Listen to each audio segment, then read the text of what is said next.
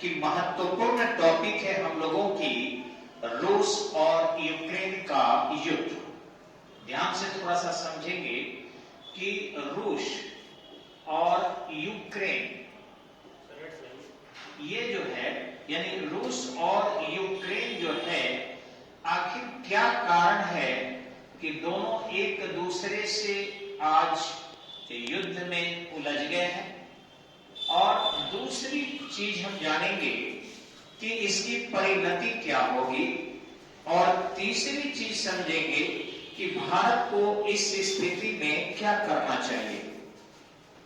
सबसे पहले आप देखेंगे कि हमारे हाई कमीशन की बैठक सेंट्रल लेवल पर हो रही है और हमारे रक्षा मंत्री, गृह मंत्री और मोदी जी यानी प्रधानमंत्री, ये सब लोग बैठक कर रहे हैं।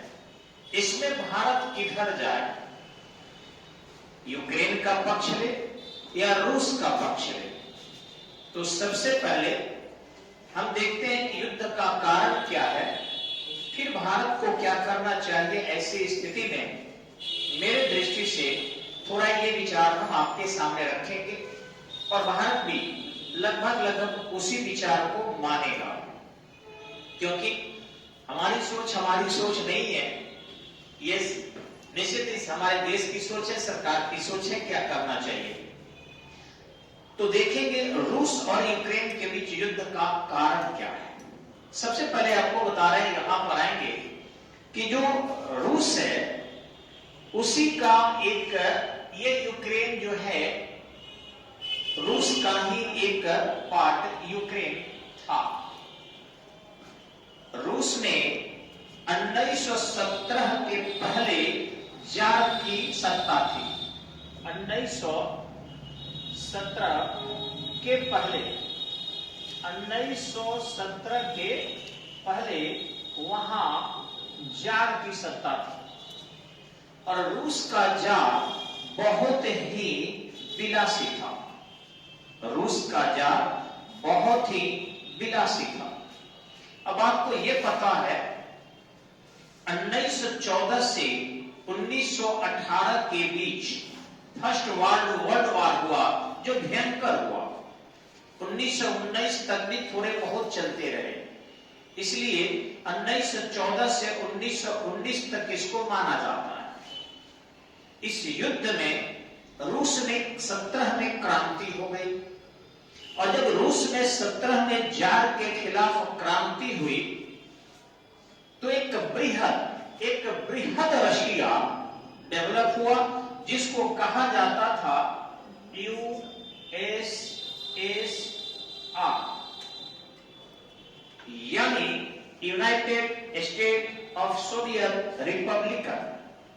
United state of soviet republican. अब united state of soviet republican एक विशाल देश के रूप में आया, एक ताकतवर आया, क्योंकि वहां पर मार्क्सवाद, माओवाद आम जनता को भी अकस्मात बहुत अधिकार दे दिया और वहां कम्युनिस्ट सत्ता स्थापित कर दी गई। अब सेकेंड वर्ल्ड वार जब शुरू हुआ 1939 से 1945 के बीच, इस सेकेंड वर्ल्ड वार के दौरान हिटलर की सेना रूस पर धावा बोल दी, यानी united state of soviet Republican पर। ऐसी स्थिति में अमेरिका इंतजार करते रहा कि रूस के ताकत को तोड़ा जा सके, रूस के ताकत को कमजोर किया जा सके। दोनों एक ही संगठन में थे, मित्र सेना में ही थे। तो ध्रुवी राष्ट्र और मित्र राष्ट्र, ये दो राष्ट्र थे। अब मित्र राष्ट्र में अमेरिका भी था, फ्रांस भी था, ब्रिटेन भी था, रशिया भी था। इंडिया को आजाद था नहीं, लेकिन ब्रिटेन के साथ था।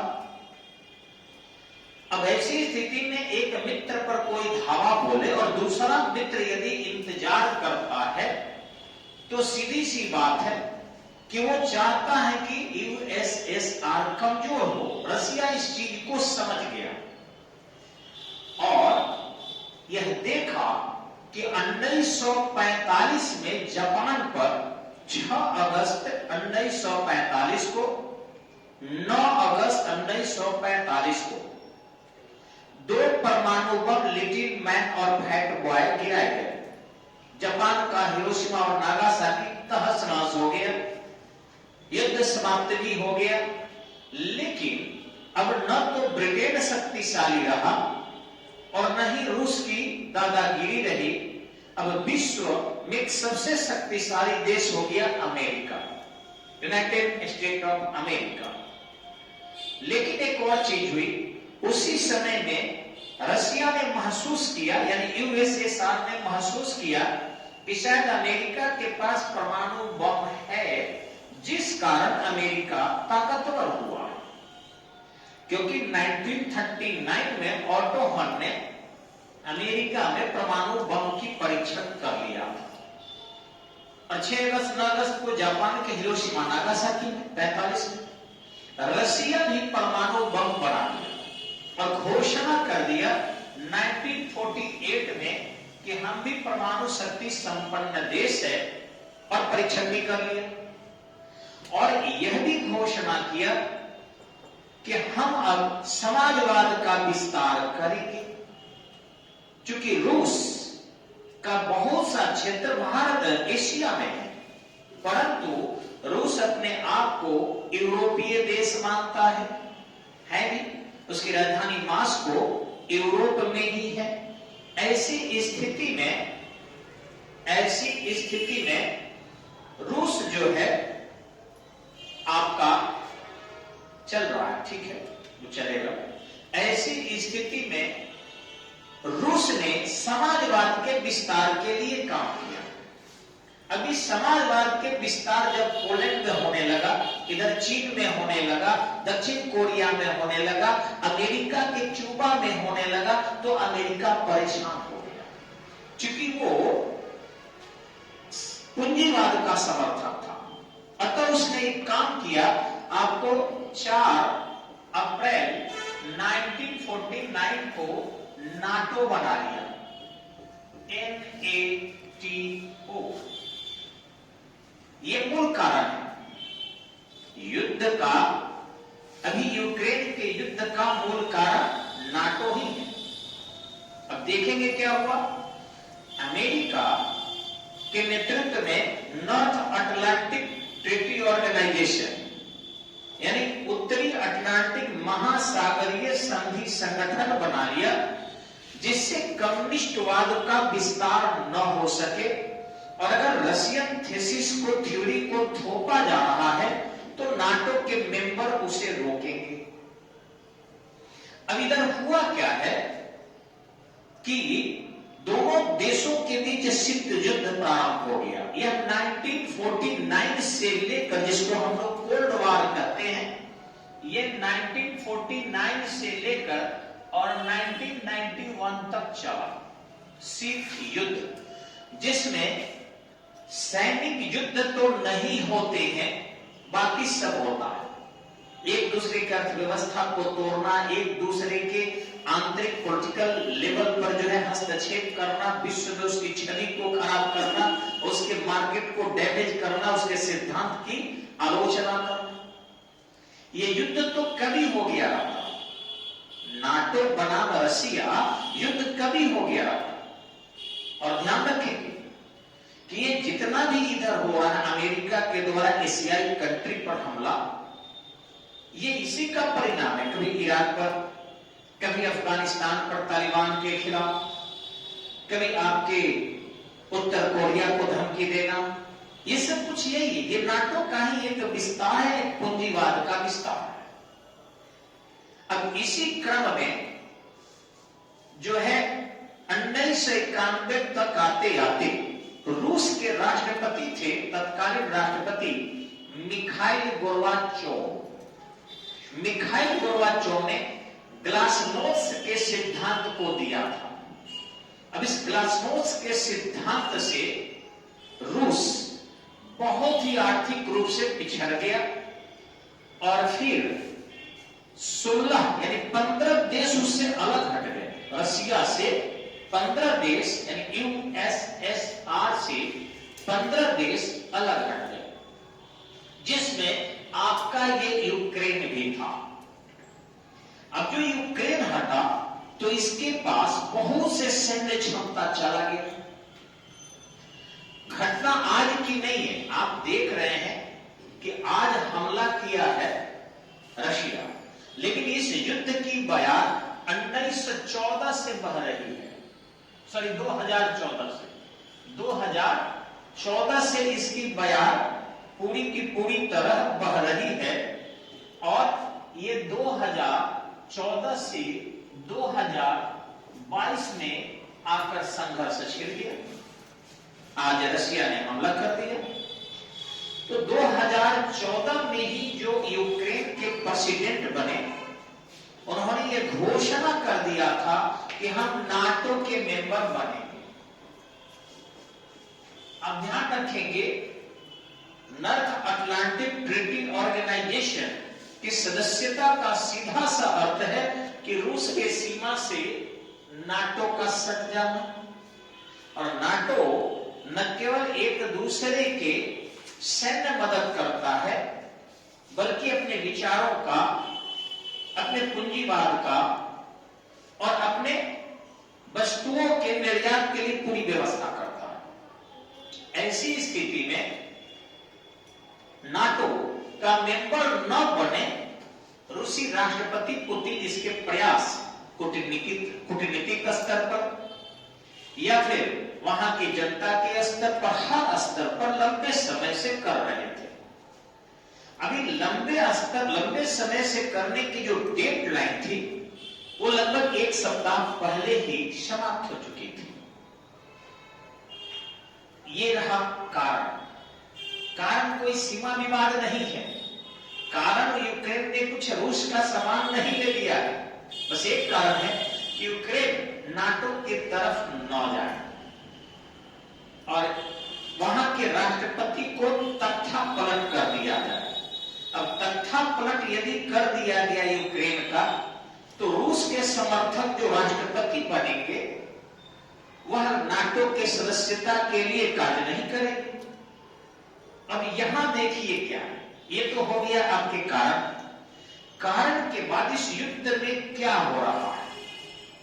रशिया बहुत ही ताकतवर देश है, कोई छोटा देश नहीं है। अमेरिका से किसी भी स्तर पर कमजोर रशिया नहीं।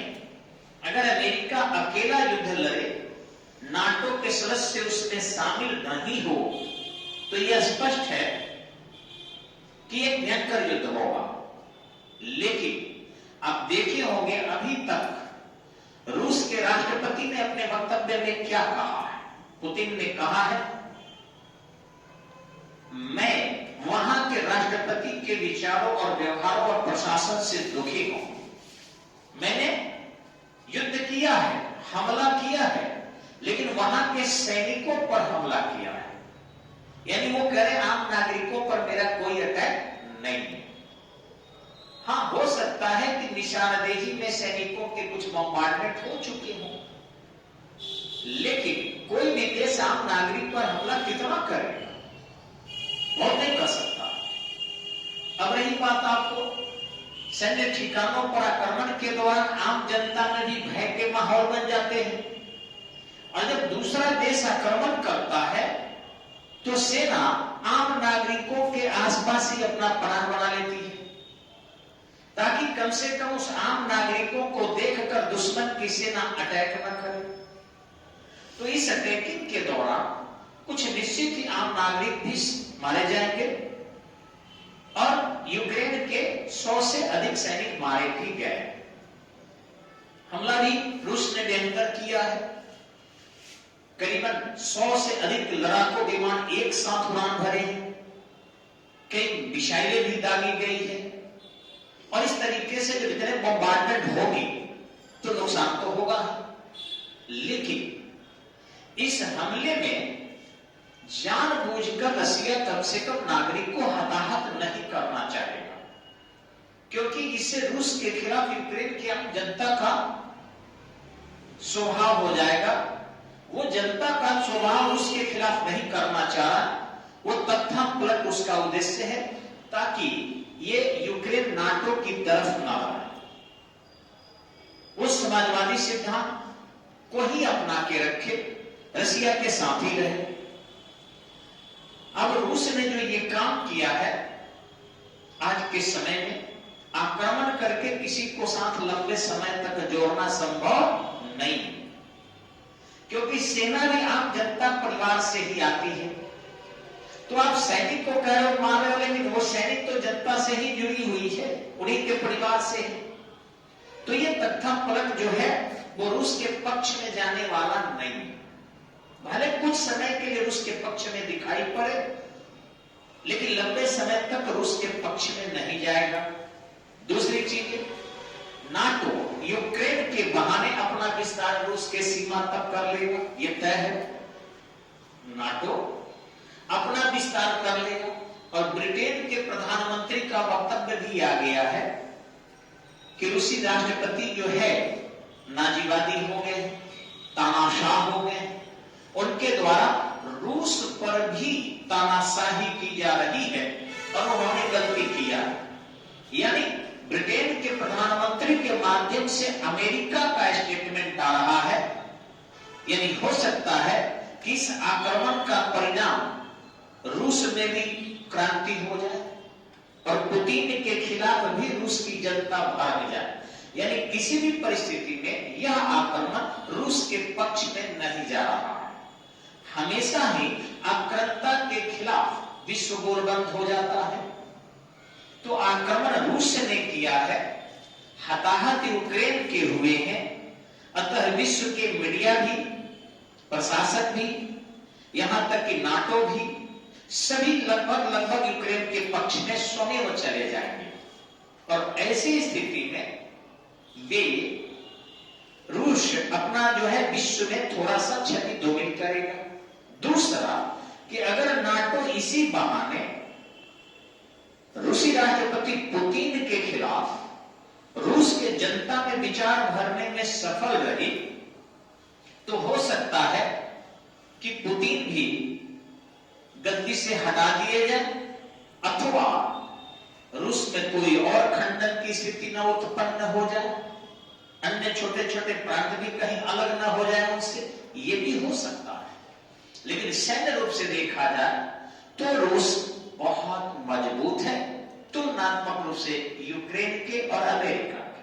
हाँ, नाटो जब करेंगे तो नाटो अकेला आक्रमण नहीं करते हैं वो संगठन, बल्कि आर्थिक रूप से, सैन्य रूप से, यहां तक कि प्रोडक्शन, साइंस एंड टेक्नोलॉजी, हर तरीके से दबाव बनाएंगे जिसका नुकसान रूस को होगा। तो इस तरीके से यह आक्रमण लंबा समय चलने वाला नहीं है, हार्डली एक सप्ताह, क्योंकि रूस के पास इतनी ज्यादा ताकत है कि वो 3 से 4 दिन में यूक्रेन को निपट लेगा। लेकिन यूक्रेन से केवल निपटकर युद्ध को शांत नहीं किया जा सकता है, क्योंकि यूक्रेन के साथ खुल्लम खुल्ला ब्रिटेन के प्रधानमंत्री आ गए, नाटो भी डिसीजन ले लिया और कह भी रहा है कि 100 लड़ाकू विमान तैयार है जवाब देने के लिए। तो निश्चित ही ये स्थिति रूस के लिए नुकसानदेह है। अब रही भारत को क्या निर्णय लेना चाहिए, तो भारत चूंकि अभी एक तीव्र गति से विकासशील देश है, विश्व का सबसे बड़ा लोकतांत्रिक देश है, अभी ये अगर सीधे नाटो का पक्ष लेता है और रूस का नुकसान चाहता है तो भारत के लिए हानिकारक होगा। दूसरा कि अगर सीधे सीधे रूस का भी पक्ष लेता है तो इतने बड़े देशों के समूह के उपविभाजन भारत को बनना पड़ेगा। तो भारत को इस स्थिति में संतुलित निर्णय लेने की आवश्यकता है। यहां पर भारत ये कह सकता है कि हम इस दुर्घटना के पर बड़ी नजर बनाए हुए हैं, बोल बोल भाषण में हमारे प्रधानमंत्री जी किस दुर्घटना पर पैनी नजर बनाए हुए हैं। हम देख रहे हैं कि किस तरीके से इस युद्ध को रोका जा सकता है। हमारे जो लोग हैं वो रसिया से भी बात कर देश में भी संपर्क नहीं, और कोशिश हो रही है कि युद्ध के घटना को यथाशीघ्र रोका जाए और बातचीत के साथ इसका समाधान किया जाए। ये प्रधानमंत्री के अगर ऐसे स्टेटमेंट आते हैं तो भारत के ज्यादा पक्ष में रहेगा। यानी भारत को किसी भी शर्त पर नहीं तो नाटो का समर्थन करना चाहिए, नहीं रसिया का करना चाहिए, नहीं यूक्रेन का करना चाहिए। हमें बीच का रास्ता अपनाकर अपने प्रतिक्रिया देने चाहिए, क्योंकि हम अभी किसी के कोपभाजन नहीं बन सकते। हम अगर रूस के जैसे मित्र को छोड़ते हैं तो ये नाटो के चुंगल में फंस जाएंगे, और यदि हम नाटो जैसे उभरते और अमेरिका जैसे तीव्र गति से विकास करने वाले देशों का साथ छोड़ते हैं तो निश्चित ही हमारे देश पर भी जो तीव्र गति से पूंजीवाद की प्रवृत्तियां बढ़ रही हैं, इतनी बड़ी आबादी को संभालने के लिए हम लोग उदारीकरण, निजीकरण और वैश्वीकरण को अपना रहे हैं, इसमें थोड़ी सी गति धीमी हो सकती है। इसलिए बड़ी सोच समझ के हमें अपने वक्तव्य देना होगा। दूसरी, मीडिया कर्मी जो जनमानस का मस्तिष्क, मीडिया कर्मियों को मैं सजेशन देता हूं कि सभी चैनल आप देखेंगे 2-3-4 दिन जितना भी युद्ध होगा, सभी चैनल आपको यहां रूस को गलत दिखाएंगे और बिल्कुल यूक्रेन को अपाहिज करते हुए और नाटो का पक्ष लेंगे। ये मीडिया, भारतीय मीडिया कर्मी को अपने बातों पर ध्यान देने की आवश्यकता है। आप इसलिए मीडिया कर्मी नहीं हो कि जनता के मन मस्तिष्क पर राज करते हुए एक किसी देश का पक्ष ले लो। देश के कम से कम साथ देना चाहिए। तो ये मीडिया कर्मियों से मेरा निवेदन है कि वो ये न कहे कि रूस ने हमला किया है। वो चाहे तो अपने शब्दों को और अपने वाक्यों को बदल कर प्रस्तुत कर सकते हैं और इस तरीके से देश के जो मध्यम निर्णय है उस मध्यम निर्णय पर ले जा सकते हैं। अभी उन्होंने जो दिखाना शुरू किया है, लगभग सभी इंडिया के चैनल, वो लग रहा है कि कहीं न कहीं यूक्रेन का पक्ष ले रहे हैं, रूस के खिलाफ जनता की मेंटलिटी बना रहे हैं, नाटो का पक्ष ले रहे हैं वगैरह। ऐसा न करें, इसका बहुत ही नुकसानदेह परिणाम होगा और देश की जनता जो है रूस के खिलाफ चली जा सकती है। जबकि हमेशा ही रूस एक भारत का अच्छा मित्र रहा है। इसलिए हमें इस दुविधा की घड़ी में संतुलित न्यूज दिखाने की आवश्यकता है। अब रही बात यूनाइटेड नेशन ऑर्गेनाइजेशन के सिक्योरिटी काउंसिल क्या करेगा। कानूनी रूप से मैं बता दूं कि चूंकि सिक्योरिटी काउंसिल का ऑलरेडी अस्थायी सदस्य है रूस, अतः जो भी प्रस्ताव रूस के खिलाफ यूनाइटेड नेशन ऑर्गेनाइजेशन लेगा ताकि यूएनओ के माध्यम से रूस को दबाया जा सके, रूस ऑलरेडी यह कह सकता है कि सीमाई विवाद है, अतः हम ऐसा कर रहे हैं और दो देशों के विवाद में यूएनओ के बहुत अधिक हस्तक्षेप की आवश्यकता नहीं है। दूसरा, उसके पास विक्टो का पावर भी है, तो उस विक्टो के पावर से बहुत ज्यादा यूएनओ नहीं दबा सकता है रसिया। बस इतना जरूर हो सकता है कि रसिया को सेटिस्फाइड कर दिया जाए कि यूक्रेन स्वतंत्र देश है और स्वतंत्र देश में नियम है कि वो किसी भी विश्व के संगठन के साथ यदि होते हैं तो उन पर बहुत ज्यादा बाधा उत्पन्न न किया जाए। आप अपने सीमाओं की सुरक्षा करें, अपने सैन्य बल की सुरक्षा करें वगैरह। तो निश्चित ही रशिया दब सकता है, लेकिन उकसावे की कार्रवाई में न केवल यूक्रेन बल्कि आसपास के कुछ और देश हैं, जैसे रोमानिया हो सकता है, हंगरी हो सकता है, पोलैंड हो सकता है, स्लोवाकिया हो सकता है। इन सब देशों पर भी रसिया कुछ हो सकता है कि क्षतिकारक स्थिति उत्पन्न कर।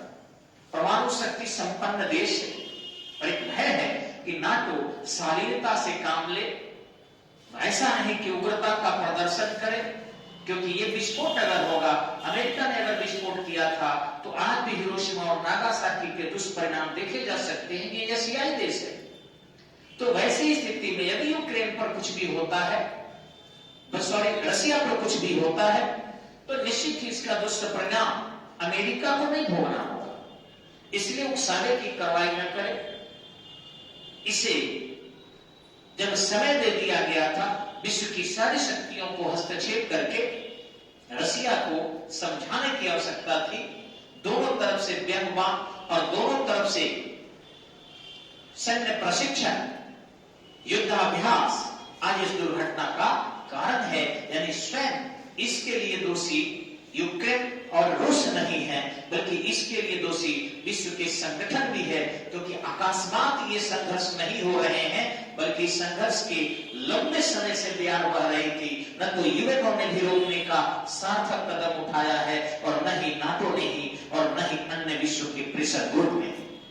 कोई एक दोषी नहीं माना जा सकता। यानी चाह ही रहे थे लोग कि यूक्रेन के मार्ग पर रसिया को खेलकर रसिया को और डैमेज किया जाए और पूंजीवादी प्रवृत्तियों का बोलबाला बढ़ाया जाए।